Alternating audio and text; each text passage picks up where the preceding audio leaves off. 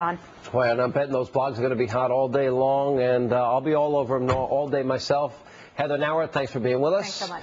Now, the pot of gold lies in California, and with Barack Obama surging in these final moments, can he take the state of the San Francisco speaker? Joining us now is the author of Campaign Boot Camp, California superdelegate, and Nancy Pelosi's daughter, Christine Pelosi. Christine, welcome to the program. Thank you. What do you make of the last-minute surge of Barack Obama in California?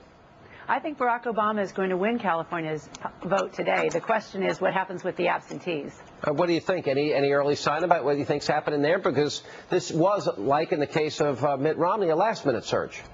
It was. I think that the absentee ballots were sent out right after New Hampshire. More conservative voters vote early, and I think that the Clinton supporters probably prevailed in the early absentees. And then there are a lot of people like me who haven't decided yet. I'm torn between my gender and my generation. I'll probably decide this afternoon in the voting booth who I'm going to vote for. Well, an uncommitted superdelegate heading into this. Well, maybe for the sake of our audience, maybe it'd be a good time to go over, for the Democratic side, how important superdelegates can be, especially in a very tight race. Can you explain that?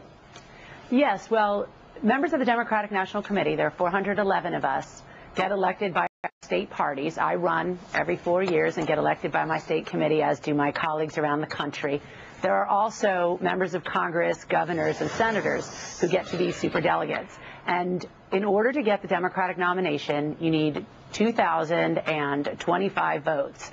And superdelegates make up a big piece of that. So technically speaking, we could sway the race one way or another. But I think most of us will look at the popular vote in our communities, and we will vote at the convention the way the people in our communities have voted. You know, Christine, the real question is, though, can you sway your mom? I have never had an interview with her. She's never come on my program. Her coming on with you. Can you sway your mom to, point out what because I had your sister on as well. You've not been on the program. My wonderful sister Alexandra. I think she scared you a little bit, Sean. She told me she was afraid of me coming into the interview, and I couldn't have been nicer.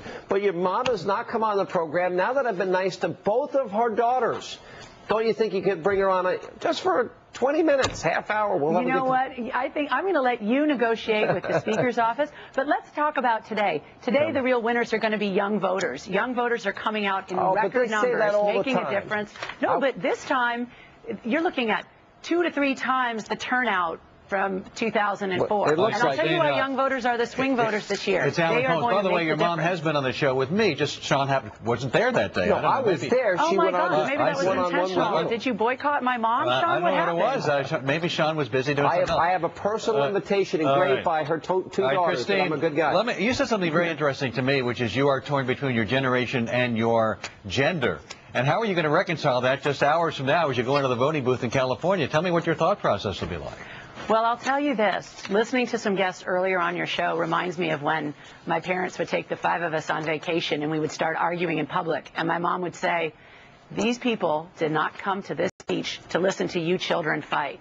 I'm not tuning in to listen to the surrogates fight. I want to hear about my future. I want to hear about the future of young people. I want to know about who's going to keep me safe, who's going to give me health care, and who's going to invest in energy independence. But on the same Those are my 3 issues, and I don't want to hear about who did what to whom.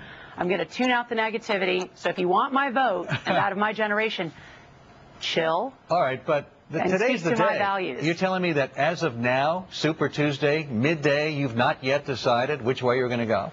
That's absolutely true. I absolutely don't know. What do you think is going to happen in California? Does Barack win California? Is that your prediction? I think Barack is certainly ahead in the polls. He's bringing out a lot of young people. I do think he'll win the vote today. The question, as I said before, is there are 2 million people who have already turned in their ballots. I believe that Senator Clinton will have a clear majority of them. Many of them will have voted for Edwards or Kucinich or Richardson. I believe that many of those supporters are moving to Barack. It's important to note that Senator Clinton hasn't dropped her support. She's always been in the 40s. It's just that Barack is surging around her, and we'll see who gets 50% Christine, tonight. we thank you very much for coming on Hannity and Combs today. We're going to get the whole family on at some point. We'll get them all together. That'll be the way to do it. Thank you so much for being with us on the Super Tuesday. Coming up, last-minute strategy and appearances by the candidates, what they need to do to win. Bob Beckel and Karen Henready answer those questions and a lot more. Coming up next on this special early edition of Hannity and Combs. It's your Super Tuesday breakdown. Which candidate